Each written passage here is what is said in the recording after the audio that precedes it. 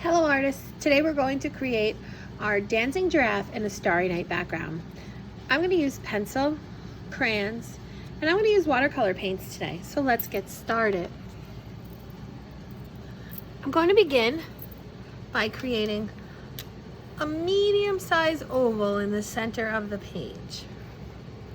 Then we'll draw two diagonal lines up, connect them with another oval. Giraffes have two ears, so we'll put on two ears like a triangle. And they have these two kind of like antennas, so two parallel lines with a puffy cloud at the top.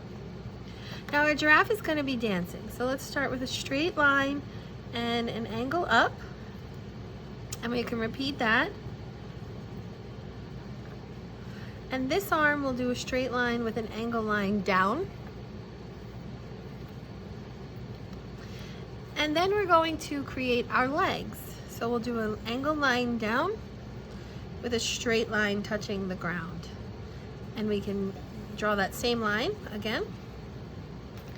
And then for the leg, we will draw a straight line down with an angle line. We'll create that again. Now we'll give our giraffe some hoofs by just creating a square at the end of each foot and leg. Okay, and then I'm going to use my black marker. You can use any crayon, colored pencil, or marker you want that is black, and trace my whole drawing.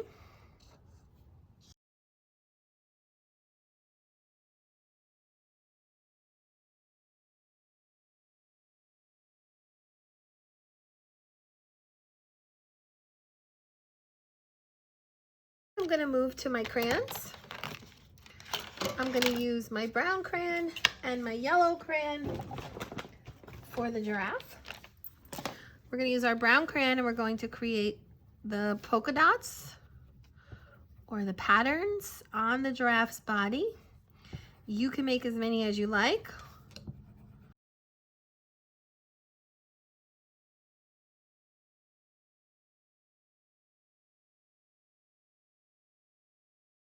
Pencil, and I'm just going to add a tail up this way and draw a puff, and then I'll just quickly outline that with my marker.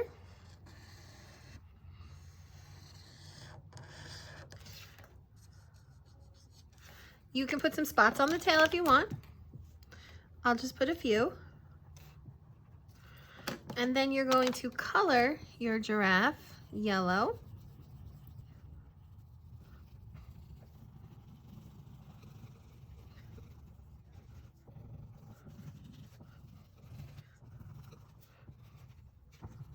Wait, so I'm gonna use my green. I'm gonna use a dark green and a light green. I'm gonna draw my horizon line where the ground meets the sky is called the horizon line. And I'm gonna use my green crayon to draw some lines to imply the grass. And I'm gonna use my light green just to give it some variety. Now I'm going to be painting this today. You can paint or you can color it. It's up to you. Then I'm going to get my yellow, orange, and white crayons. And up here in the corner, I'm going to draw a circle with my yellow crayon, color it in,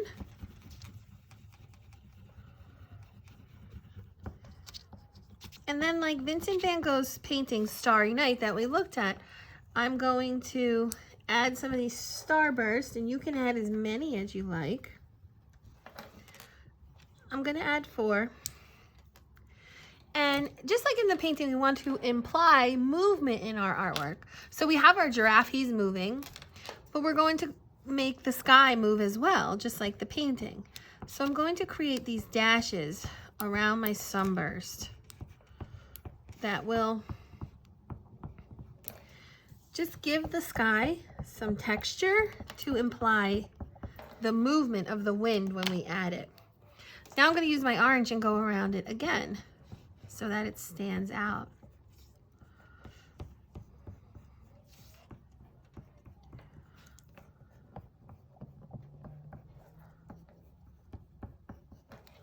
Okay, then I'm gonna use my white and I'm just gonna circle around. Now you can't see the white now, but when we add the paint with the watercolor, you'll see how the white and the wax will show up. Okay, our last step. We want to make some of those swirls like in the Starry Night painting to imply the wind. So I'm going to draw some of these, a dotted line, and swirl around. And I'm going to do that with my blue twice. And then I'm going to go back with it with my purple underneath, following the same line and swirling around.